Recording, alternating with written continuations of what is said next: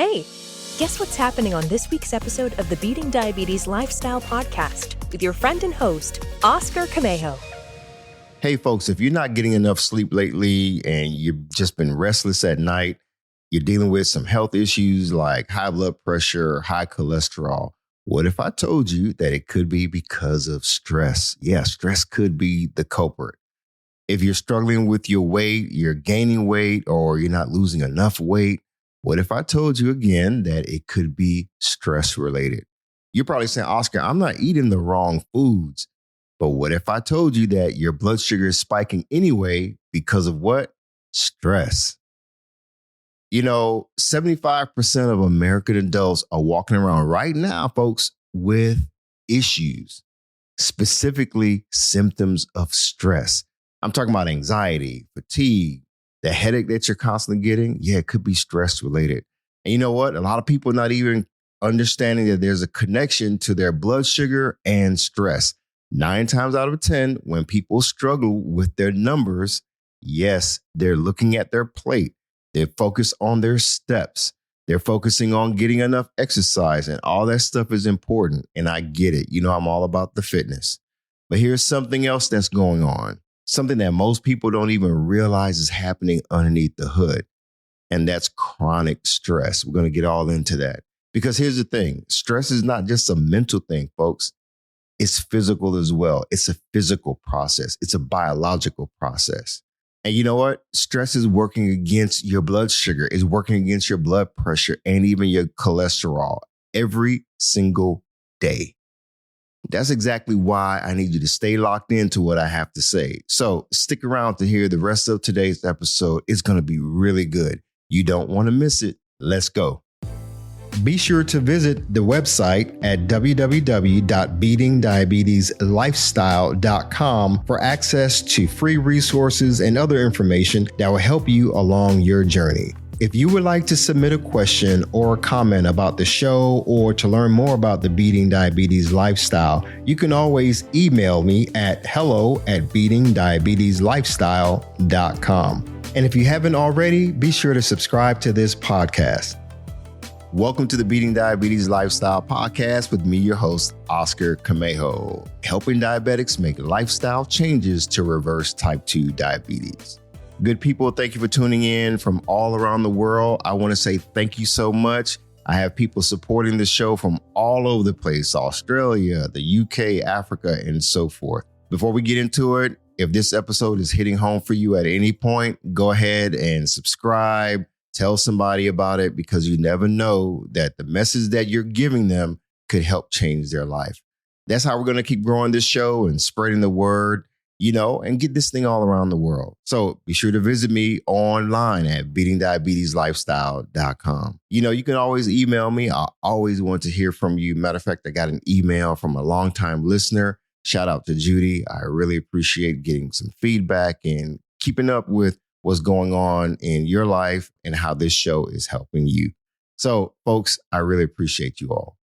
All right. So if you've been following this series at any given point, you know that we're in the middle of a lifestyle behavior series. In the last episode, we talked all about sleep and the importance of getting good quality sleep, specifically what happens to your body and your blood sugar when you're not getting enough quality sleep. Quantity is one thing, but quality is another thing. So if you missed the last one, go back and check it out. Because here's why all of that matters, especially for today. When you talk about sleep and you talk about stress, they have a relationship. They feed each other. Stress can make it harder for you to get sleep at night. You have a lot going on. Poor sleep raises your cortisol, and elevated cortisol is going to make your stress response even worse. So that's why those two things are locked in a loop, stress and sleep. So once you understand how they get connected, you start to see how lifestyle habits all work together. Now, listen, don't worry. You may not know a lot about cortisol, but I'll break it down a little bit later. So just hang tight. So for right now, today's episode is all about chronic stress, what it is, what it does to your body, and what you can actually do about it to make a difference. Because, our health is very important. So we need to stay locked in. Before I go on, I need to share a story about a man who came into the barbershop the other day. When he came in, apparently he had suffered a mild stroke. And when I found out that it was stress related and he was dealing with so many challenges, man, it hit me differently. It really kind of was an eye opener about what's going on with people's health nowadays. So here it is. It's 6 a.m. Yeah, I get my hair cut 6 a.m. every week. And so, it's dark outside and there's two barbers in there. There's my barber and then there's the owner of the shop. He's a barber as well. So anyway, it's dark outside. We see these car lights, and it's kind of moving real slow. And, we're like, hey, what's going on here? Fast forward a little bit. The car parks really slowly and is backing up slowly into a parking spot. So we're like, okay, what's going on here? All we can see is headlamps. So in any case, we see this person coming like real slowly to the door. So we're already like, oh man, what's going on here? And so you know how it is, you could be in a conversation and all of a sudden it's like crickets. So anyway, the door opens real slow. And this guy, and I could tell he's an older gentleman, or at least he looked to be an older gentleman. But it turned out that he was actually in his early 50s. He just looked a little older. Just seemed like he had a lot of weight on his shoulders, and just he was stressed out. He walked in and he was kind of doing everything with his left arm, and kind of this side, the right side of his body was just, you could just tell when someone is favoring one side versus the other. So he was kind of dragging himself in. So we realized, okay, did he need help? So one of the barbers was like, hey, do you need help? And he was like, no. I just had a stroke like 3 weeks ago. And so we were like, whoa. He just started telling us his story. And when he was talking about that, when he was in the hospital getting rehab, actually, let me back up a little bit. He started telling us what happened that led up to the stroke. So I guess he was under a lot of pressure or whatnot. In any case, he was at home one day and, he woke up and it was in the morning, and then he was getting out of bed. And as soon as his feet hit the floor, he fell down. And he hit the floor. So he got up again, or at least tried to get up again. And he was just noticing that, the right side of his body was just not functioning like normally, his arm, his leg. And so he called out to his daughter, and I think 3 times he tried to get up. And I think the next thing he realized, he woke up in the hospital. In the hospital, he found out that he had a stroke. It was a mild stroke. So the mild stroke happened, and now he's going through rehab. But they were trying to figure out like what happened. Like, they were all trying to figure out what happened, what caused the stroke. And he lived a pretty healthy lifestyle, I guess. But the bottom line was, this man was dealing with a lot of stress. That's what they deduced it to. He was dealing with a lot of stress, a lot of pressure. And I guess he was carrying a lot of stress for a while and not really understanding what was going on and how it was affecting his health. So hearing that and seeing his story, it made me think that, wow, man, this man's story is not unique at all. Because you know what? A lot of people carry a lot of stress. A lot of us carry stress so much that it becomes normal and we don't realize it. I know some of you may be carrying that same kind of weight right now, day after day. Nobody sat you down and said, here's what stress is and what it actually looks like. That's why today and today's episode really, it means a lot. I know a lot of people struggle with stuff and there's a lot going on, but you know what? We need to really focus in on our health. I want to go over some stats with you real quick. I promise not to get all technical, but sometimes it's important to understand some stats and some research and what's out there. What are the professionals putting out there? So Take a look at this. Cardiologists have described chronic stress as being just as dangerous as high cholesterol and high blood pressure for heart disease risk. Brain imaging research has linked the brain's stress processing center, the amygdala, to increased rates of heart attack and stroke, independent of all other risk factors.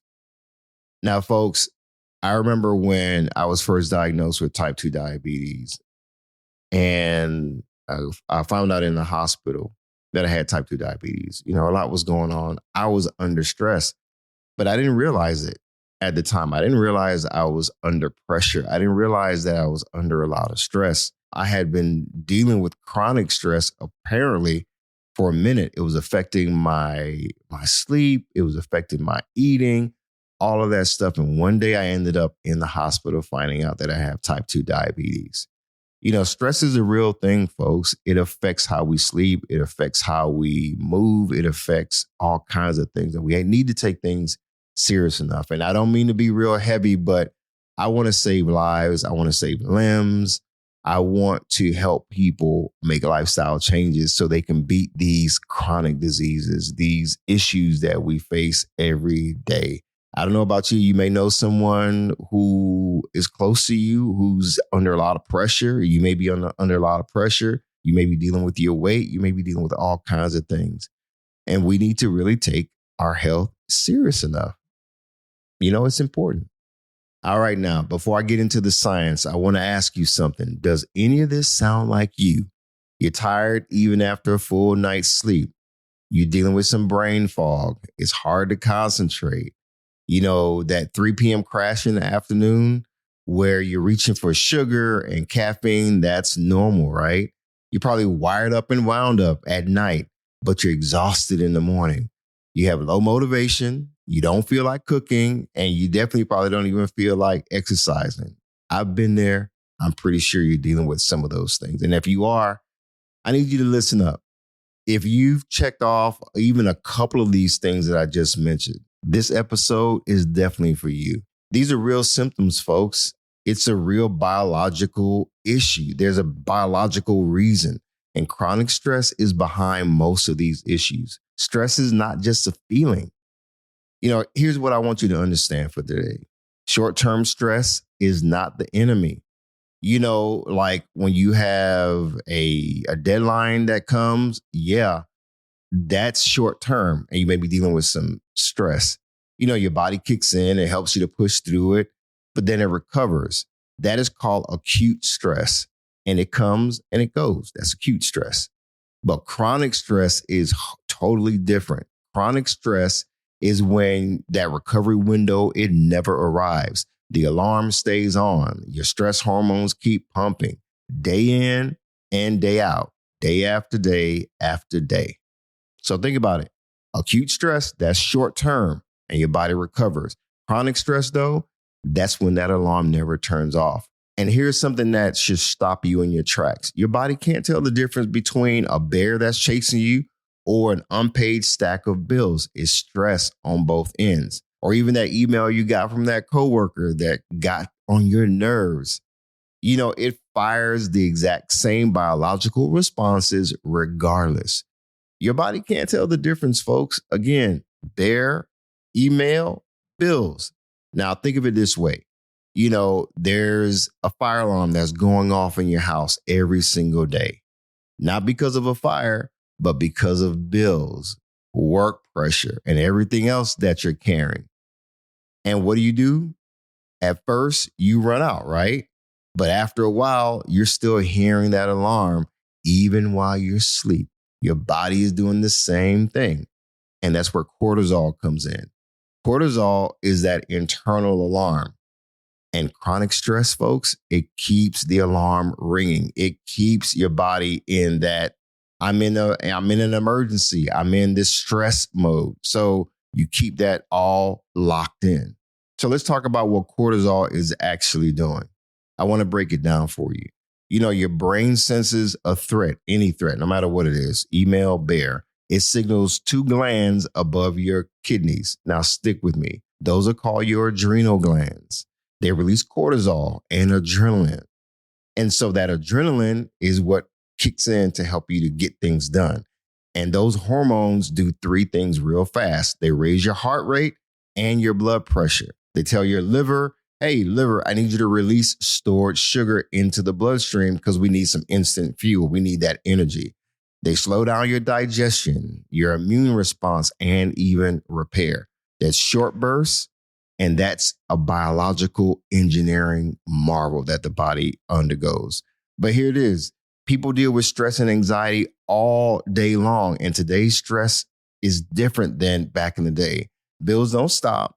The job is always on, and health diagnoses that you're managing, they're getting harder and harder. You're probably dealing with some family pressures that never seems to let up. Cortisol keeps pumping, and your blood sugar keeps what? Elevated. Now, here's something that I learned that I really think you should understand. It's a concept that really blew my mind and gave me a lot of understanding, because this one thing changed how I started thinking about this. You know, even in a healthy body, cortisol spikes in the morning. It helps you to wake up in the morning. That morning rise is actually normal. It helps you to wake up and get going. It's supposed to. Then naturally, it starts to taper down throughout the day. But chronic stress flattens the curve. Chronic stress keeps the cortisol elevated all day with no real dip. And that directly impairs your body's ability to regulate glucose. So you have blood sugar in your bloodstream all day, and your body's trying to deal with it because you're under a lot of chronic stress. You're under a lot of pressure. Remember what we talked about in the last episode? Poor sleep. Yeah, poor sleep raises your cortisol too, if you remember. So stress keeps you from going to sleep well at night, and poor sleep keeps your cortisol elevated. You know, you start to not feel well. You start to deal with insulin resistance. You know, we talked about that as well. Now, here's what I need you to do. I need you to lock in, because this is a chain reaction. And the chain reaction is like this. Step one, chronic stress keeps cortisol elevated all day. Step two, elevated cortisol signals your liver to dump a whole bunch of sugar into your bloodstream. Then step three, your insulin comes out and tries to handle all that sugar. But guess what? Over time, your cells just stop responding to it. And again, that's insulin resistance. Step four, your pancreas keeps pushing out more and more insulin naturally, trying to keep up. But then step five, eventually, folks, it can't handle it. Your blood sugar stays high. And that sustained high blood sugar, it starts damaging blood vessels, nerves, and organs. You see what I'm saying? Stress, cortisol, liver dumps sugar, insulin resistance takes place. Your blood sugar stays high. It just goes on and on. In 2024, a study found that 24% of people with difficult to control type 2 diabetes had abnormally high cortisol levels. That's 24%. Let me say that again. That's 1 in 4 people whose blood sugar won't come down. People dealing with type 2 diabetes. It was found that stress was the driver. Stress was the cause. All right, so here's the thing. That's even with medication. 24% of people had high cortisol levels, people who are dealing with type 2 diabetes. You know, I know sometimes we look at the stats and we hear percentages and we're like, okay, but what does all that have to do with me?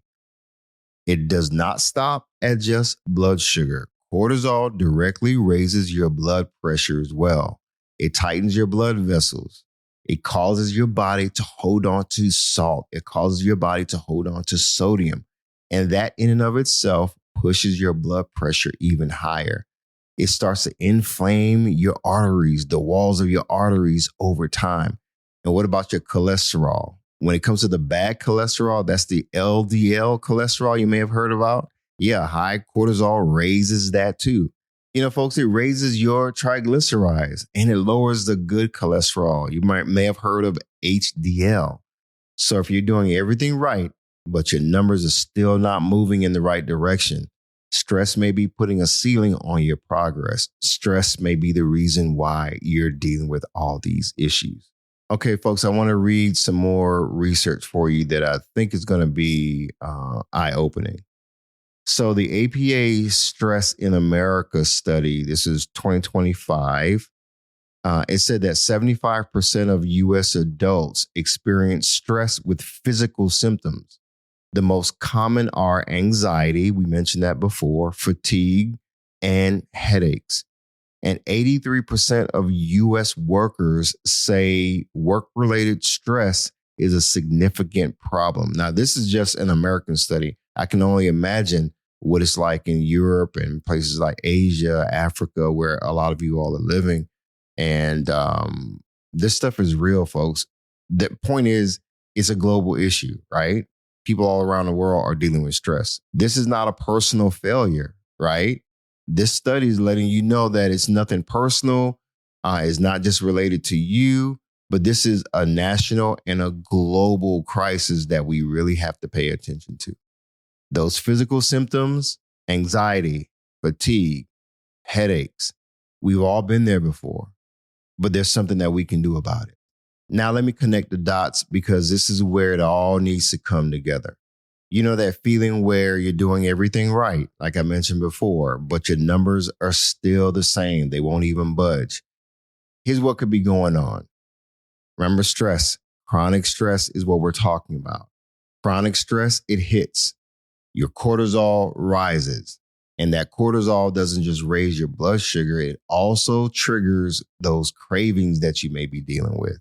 You know, specifically, you may be craving high fat foods, some high sugar foods, some sweets, some high calorie foods. And I need you to hear this. This is not an issue with willpower. It's not a willpower problem. It could be a hormonal response. Your brain is under chronic stress and you're shifting into survival mode. It's looking for that quick energy. You're reaching for that comfort food.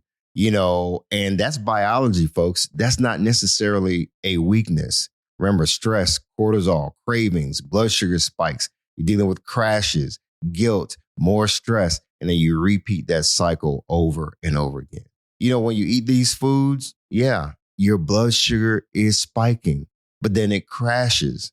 And eventually you start feeling worse. You start feeling guilty, dealing with low energy. And all that creates more stress. And then you're stress eating.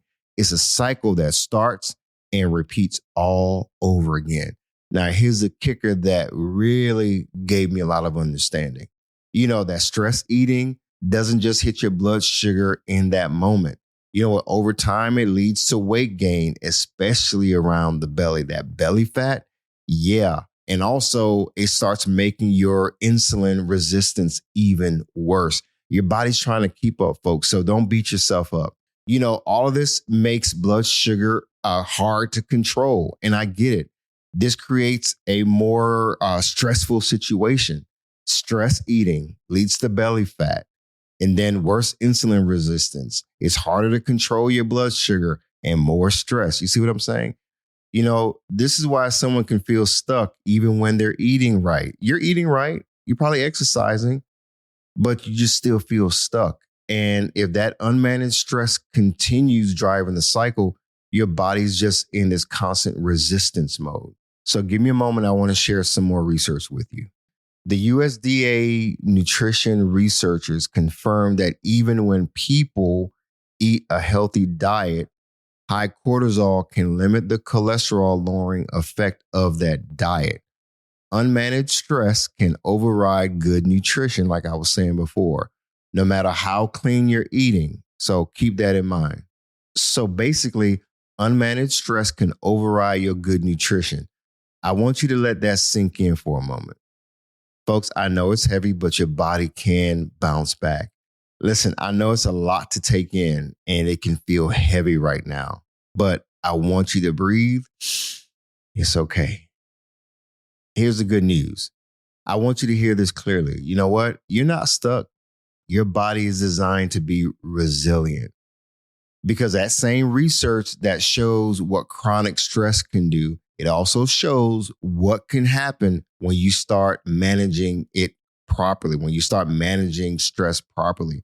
Your body is going to respond positively. And there's some things that we can all do. I was able to do it in my life. I was able to really understand what was going on and make a difference. So I want to share something with you real quick. This honestly, it surprised me when I came across it. Consistent mind-body practices, things like being mindful and engaging in mindfulness, breathing exercises. It produced an average A1C drop of 0.84%. Now, let me say that again, a 0.84% A1C reduction. That's big, folks. You know what that's comparable to? That's comparable to the effects of metformin. Metformin is one of those first line diabetes medication. I was on it for a while and my doctor was like, hey, you're managing your stress, you're losing weight, you're doing great. Things are looking good. So I'm going to take you off metformin. And he took me off of high blood pressure medication. He took me off of insulin eventually, and he took me off of a whole bunch of other stuff. Folks, we're not just talking about blood sugar. I know some of you may just be dealing with prediabetes or some other conditions. Managing stress is also about making it easier to stick to your health goals. I'm talking about better sleep, better movement, consistent blood sugar friendly eating. That's important, folks, because your brain doesn't want to stay in survival mode all the time, and we can do something about it. And that's why I want to give you a battle plan that works, something that you can use that's very, very practical. It's a 7-step process that I think is going to really help you to manage stress starting today, folks. And again, folks, let's talk about what we can actually do. We dealt with what has happened up until this point, but let's start focusing on what we can do today. Okay, step 1, move your body, even if it's just a little bit. I'm talking about a 15-minute walk. That can even lower your cortisol and help to improve your blood sugar. You don't need a gym membership to start. You can just start with, like I said, a 15-minute walk. It's been shown to lift your mood and lift your spirits and help you to lower your blood sugar. The ADA recommends 150 minutes each week of moderate exercise, but any movement is better than none at all. So start somewhere. Step 2, breathe on purpose. Slow, deep breathing, it actually activates your body's rest and repair mode, and it directly lowers your cortisol. Just inhale for 4 counts, hold for 4. Exhale for 6 to 8 seconds. You can do this in your car. You can do it anywhere. You can do it before a meal. Like I said, it's really easy to do. I'm hearing that doctors are even seeing patients lower their blood pressure in real time using this breathing technique. Okay, step 3, work on your mind. Ease your mind. Sometimes you could do some reading. It's always important to just relax your mind. We're talking about the breathing, but sometimes you just need to sit still with your eyes closed and just be consistent with it. Even brief, regular practices of really focusing and dialing in to ease your mind can go a long way. Step number 4, folks, and this is one of my favorite, I want you to lean into your faith. So for many of you, your faith is not separate from your health. It's the foundation of your health. Research shows that prayer and your faith community involvement, it actually helps to reduce that cortisol, lower your anxiety, and build that resistance. It's all about the fellowship. So be intentional about your spiritual walk, your spiritual journey. It's all a part of your health practice and your health plan. Step number 5, practice gratitude every single day. Gratitude goes a long way, folks. And you know what? This one might surprise you, but according to the American Diabetes Association, they recommend gratitude be a regular practice for stress management. Here's why. Chronic stress creates that negativity bias in the brain. You start filtering everything that you're seeing in the news, what's going on in the world, and everything is going wrong. But you know what? Gratitude interrupts that cycle. So think about 3 things every day that you can be grateful for. It sounds simple, but folks, it works. And number 6, Research shows that chronic loneliness elevates stress hormones and worsens your metabolic health. Strong social ties, even a short conversation with a friend or a loved one, a family member, it can actually deal with the whole cortisol rising and help you to deal with stress. Don't do all this alone, folks. That's why number 7 is very important. Reduce what you can control. There's a lot of things that are beyond our control, folks, but there are some things that you can do that will help you to take back control. Not all stress can be eliminated. I get it, but some of it can be managed. Like, for example, meal prep. Meal prep can take the decision fatigue off your plate. Write down your to-do list before you go to bed instead of lying there running through it. Remember, meal prep is one thing. Do a to-do list. Limit the news cycle at a certain time of the day. You don't need to go to bed watching the news all the time, especially late at night, because that's when, guess what? Cravings hit. You can walk, call somebody, you can stretch.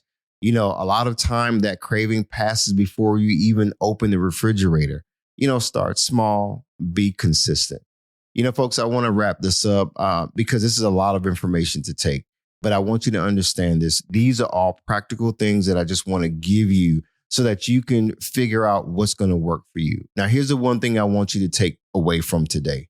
Stress is not just mental, it's metabolic. It raises your blood sugar. It raises your blood pressure. It also raises bad cholesterol. We dealt with the difference between good cholesterol and bad cholesterol. Stress, folks, it can drain the energy out of you. That's why we need to make better choices. But I know it gets hard. None of this is a character flaw. So don't think that there's something wrong with you. Your body is responding to what's happening when you're under a lot of stress, especially long-term chronic stress. Again, here's the good news. The same lifestyle habits that help you to lower your blood sugar also can help you with your stress. Movement is a lifestyle. Moving better, sleeping better, breathing better, connecting with people, prayer, being grateful and showing a lot of gratitude. Remember those 3 things. Find 3 things to be grateful for today, folks. I know you have a lot of things going on in your head. You're not fighting this battle by yourself. We all deal with it. But you know what? I want you to keep thinking about the guy in the barbershop. Remember what he was going through? And, for me, I keep thinking, what if someone had gotten to him a little sooner? What if he heard about stress and how to deal with it? I believe that his life would have been different. That's why, folks, this podcast means a lot to me. And I know it means a lot to a lot of you. Again, if this episode hits home, I want you to share it. Someone in your circle is carrying stress right now and they don't know what to do. They don't know what's going on in their body. I want you to be the one who gets this information to them. So again, as always, hit like, subscribe, leave me a review. Hearing from you makes a big difference, folks.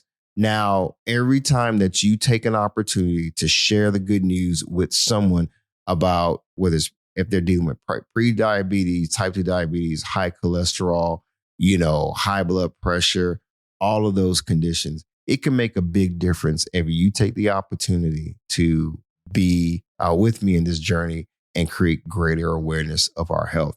So, my friend, as always, I want you to stay focused, keep moving, never go back, leap forward, bounce back because you can, my friend. And above all else, trust God. You got this. I believe in you. Hi, everyone. Thank you for tuning in to the Beating Diabetes Lifestyle Podcast with Oscar Camejo. We hope you enjoyed this episode.